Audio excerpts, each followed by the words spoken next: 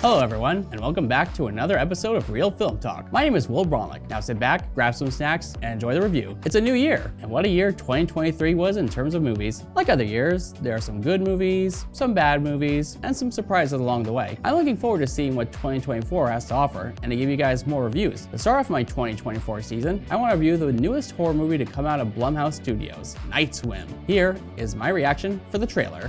All right, it's January. I'm a little nervous, I won't lie, but there's times I've been proven wrong about the movies. So hopefully this is one of those exceptions. So let's take a look at Night Swim. Let's dive in. No pun intended. Nope, not ready yet. Need to get ready here. Need to prepare myself. No.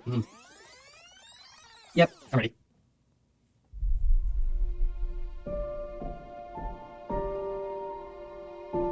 Hey, it's John Walker. It needs a little work, but I don't think it's gonna last long at this price. There's a pool. Always wanted a pool. Yeah, me too. Is this everything? We'll grow into it. Y'all ready? Well, this is like a nice family movie. Yep, there we go. Yep, that makes too much sense. Marco. Hello. Marco. Hello. Marco. Oh, what a jerk! I hear you. You need to say something back. Something back! Ooh, lights flickering. I'm so scared. Ronan, Marco. Wait, what the heck is that? Marco. Open your eyes. I can hear you. It's not him. Why aren't you saying anything? Okay, you have your eyes sort of open. Ronan, you're dead.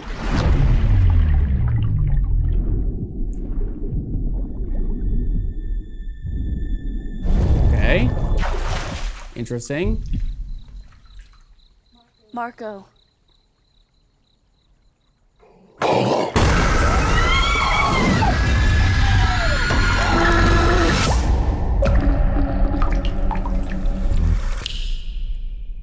It looks at best okay. I like James Wan, I like Blumhouse, I like some of the movies they've put out there. And I know January hasn't gotten the best reputation in terms of movies being released in theaters. There's been a few exceptions. I think probably the one that surprised the most people that came out in January was M. Night Shyamalan's Split, which, yeah, I agree. It was pretty good. But anyways, that's beside the point. I know that this is based on a short film that's only 3 minutes long. Yes, you heard that correctly. The short film is only 3 minutes long. I don't know, I feel like the whole situation with a scary pool could be easily avoided. Like you could either just not go in the pool, or you could, I don't know, maybe fill the pool up with cement. But as somebody famous I know would say, because then the movie wouldn't happen. I don't know, maybe this will be a decent movie. I was kind of hoping it would go for the fun, campy side of horror. Kind of those cheesy movies like Army of Darkness, Attack of the Killer Tomatoes, Killer Clowns from Outer Space. But no, it looks like it's trying to take itself seriously. I don't know, guys. I just don't know. But like I said, I've been proven wrong before, so I will go see this movie and I will give you my overall thoughts.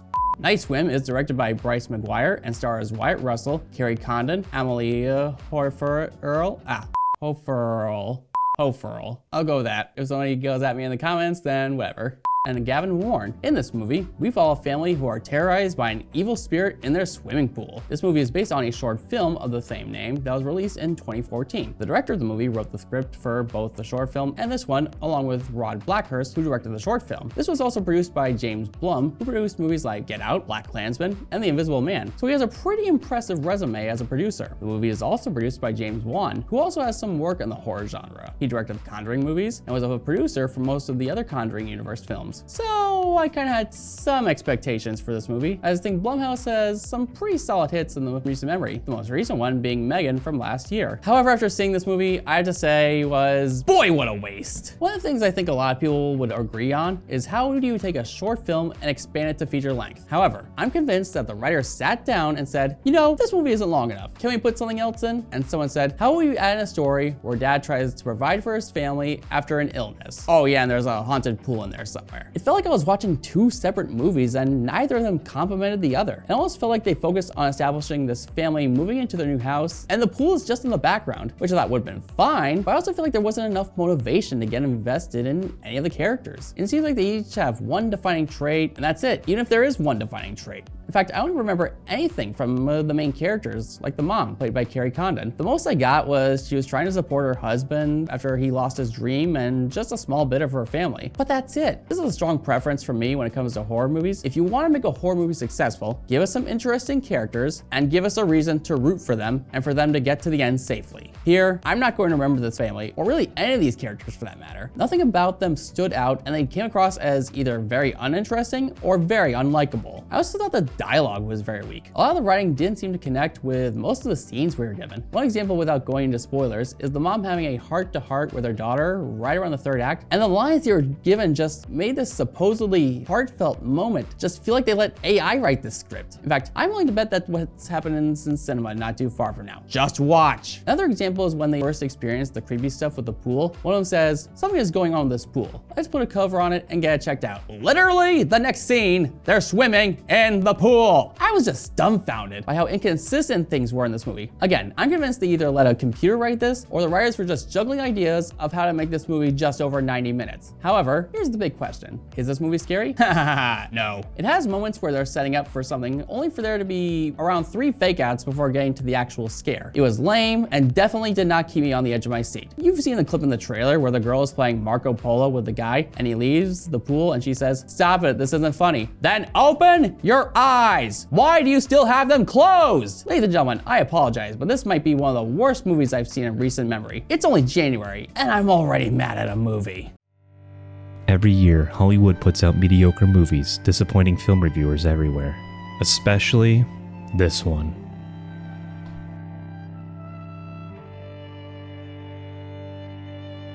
Next time you're writing a script and think to yourself, this isn't my best work, but it'll probably still make a lot of money. Put it down. Put it away.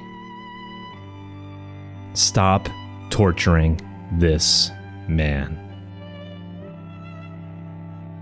You too can join the fight against bad movies. Please call 1-800-SAVE-WILL for more information. This was a bit. Don't actually call that number. In the end, Night Swim is a disaster. The characters are very forgettable, the scares are weak, the writing was sloppy, and the story, it felt like there was a lot of disagreement on what should go in. I won't see this movie ever again, and I have to say I'm very disappointed in what I got. I'm so mad at this movie that I think we're going to have a first on this show for 2024. I've been nice before, but not this time. My grade for Night Swim will be an F. We're off to a great start, don't you think? Hopefully we only go up from here. That's just about does it for this episode of Real Film Talk. I hope you all enjoyed it. I'm excited to give you many more reviews in the near future, and there's a lot I want to talk about. Until next time, this is Will Braunlich, and I will see you at the movies. Save a seat for me. Can we go back to last year?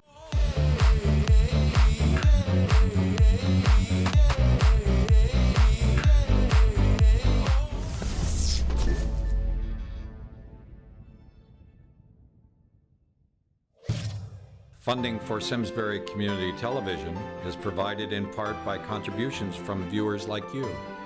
Thank you.